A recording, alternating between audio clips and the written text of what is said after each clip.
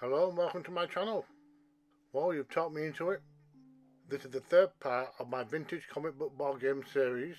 I've managed to find another 7 to show you, plus a couple of summer specials. These are the books that kept me entertained during my childhood. And amongst the comic strip, jokes and puzzles, now and again you get lucky and there'll be a board game in there. So we're going to start off with the WoW Holiday Special, and this was released in the summer of 1984. There's a little story attached to this game. Ray has been shrunk down to 2 inches in height and he must find the other ray gun to return to normal size, and he will find that on the very last square. And this game for 2 or more players, and you must follow the instructions on specific squares. And so far they've all been benign, and that's about to change for player number 1. He's been zapped back to space number 8. Skipping forward a little bit, player number 1 ends up on space number 25. There he hijacks a witch's broom and flies on to space number 28, which leaves player 2 quite far behind. And then an encounter with Godzilla knocks him back another space. And then things progress slowly for a while. Player number 1 slowly increases his lead, and player number 2 encounters Godzilla again and goes back to where he was. And for an extra dose of bad luck, player number 2 ends up on a space where he misses 2 turns. Player number 1 flies off to the penultimate space, which means he needs to roll a 1 to finish, and that gives player number 2 plenty of opportunities to catch up. Player number 1 rolls every number except 1, and player number 2 is now 3 spaces from the finish. And how about that? He rolls a 3 and wins. Next up is the Wizarding Ships Holiday Special from 1984, and this game is called Captain Kidd's Survival Game. The rules are very straightforward. The first one to the ship wins, and if you land on a square with special instructions, those must be followed. For the first few turns, nothing particularly exciting happens. Both players pretty much keep pace with each other, and they avoid all the early hazards. In fact, thanks to being chased by a lion, they both end up on the same space. Player 1 finds himself in the middle of a crocodile-infested lake, and he can only continue forward if he rolls a 4, which he fails to do so, and in fact, player number 2 joins him shortly, and they both end up stuck there for quite a while.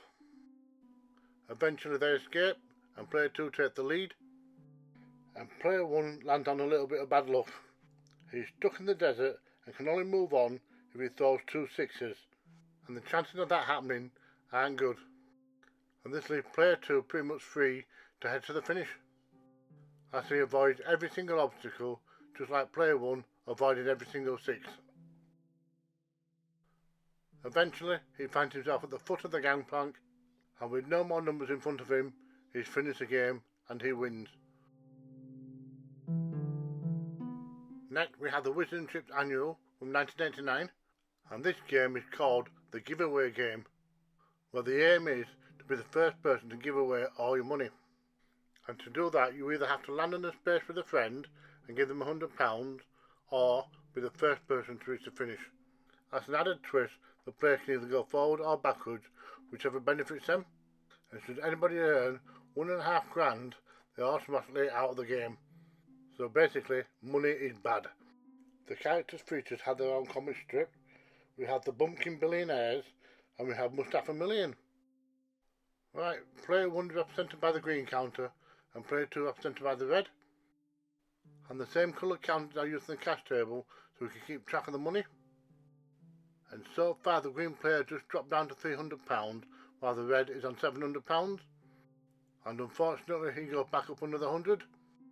If you can't go backwards to help spend your money, it's always recommended you can go forwards and get closer to the finish line, because with the red player struggling to lose his money, the finish line is his only option to win.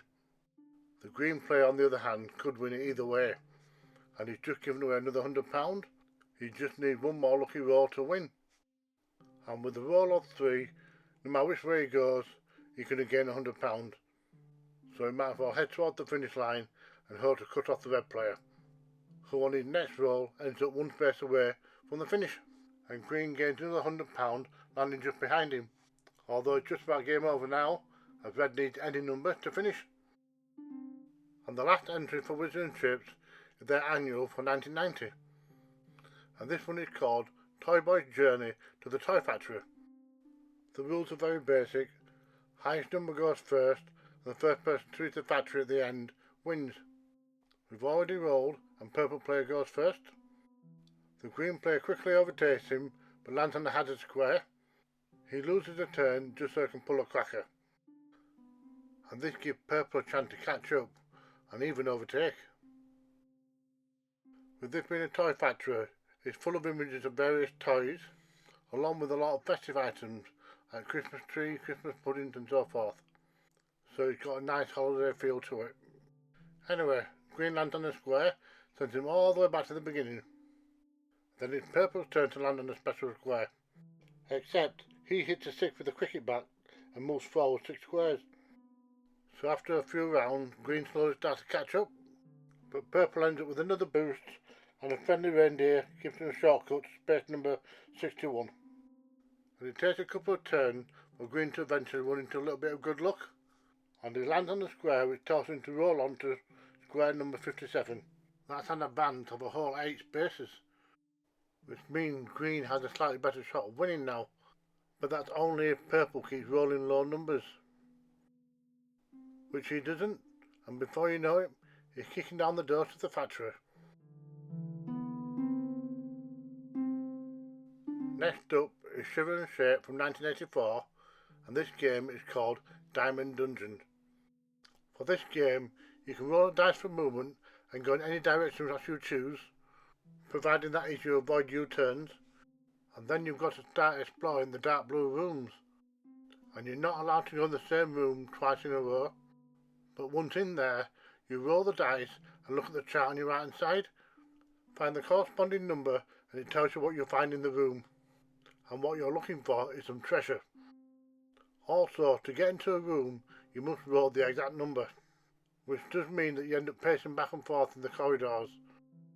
So it will take a few attempts to get inside. Green decides to try his luck elsewhere, which leaves purple to roll a 2 and get inside his first room, which means he has to roll the dice again and find the corresponding number on the chart. He rolls a 4 and it reads, Monster, go to Tower X. And we keep on going until another opportunity arises to enter another room. And purple needs to roll a 1 on his next turn, whereas green rolls a 3 and gets straight into his. And now to roll the dice again and face the consequences. And he's in luck because number 6 means he's found the treasure, although he hasn't won yet. Although he's allowed to roll the dice again to make his next move, and he's now got to escape back to the start with the treasure. But if any other player catches him, they can steal the treasure from him. So the purple player needs to get his skates on and find a shortcut. But instead he fumbles around in the dark corridors, as the green player runs all the way to the finish with the treasure. Moving on now to the first of 2 busters, this one from 1988, and the game is called Escape from the Deadly Traps, featuring a character called Cliffhanger. And each character must complete their task before moving on to the next square, and the dice in this game is not used for movement, it's used purely to help you escape the traps. For example, in order to move from the first square, you must pick a number between 1 and 6. If you roll that number, you can move to the next one. For the second trap, you must choose 2 numbers. If you don't roll either one of them, you can advance to the next spot. And you'll see that each square has its own variation of this theme. And at the moment, the current player has to roll an odd number to advance. Some of these traps have got a very high chance of passing, while others have a low one. And for the final square, you have to roll the dice, and whatever number you get, you have to guess whether the next one is going to be high or lower. And if you guess correctly, you move on to the finish line. Otherwise, you have to keep trying until somebody wins. In this case, I rolled a 2, guessing my next roll will be higher, and it is. And last but not least, we have the Buster Annual from 1989, and this one's called Big Kid Race Game. And this character has a remote control which can fast forward, rewind or pause. And if you land on his face, you can either choose to ignore it or you can roll the dice and see what you get. 1 to 3 is a fast forward, 4 and 5 is rewind, and 6 is pause. And in this case, a roll of 5, which is a rewind, and the next roll of the dice decides how many spaces I go back. And that's the basic premise of the game. Player 2 lands on a blank square, and after player 1 this time, and now player 2 has the option to roll the dice, which he does. He gets a fast forward and move forward 5 spaces. Player 2 has the same opportunity, and he needs to increase his lead, which he does, also by 5 spaces, leaving player 1 to play catch up the old fashioned way. And things move forward steadily for the next couple of turns. Since player 2 already has a good lead, he chooses not to roll the dice on this occasion and risk his chances. However, player 1 is still behind and takes his chance, and he's got to rewind by 5 spaces. And this leaves player 2 within stepping distance of the finishing line.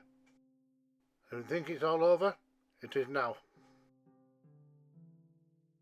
Right folks, that's everything.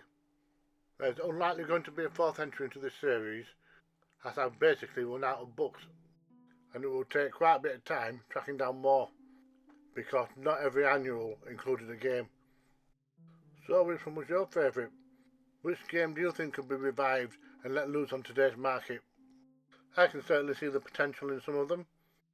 I've said this before and I'll say it again. Next time you're passing a charter shop, pop in and have a look at all comic book annuals. You might unearth some treasures.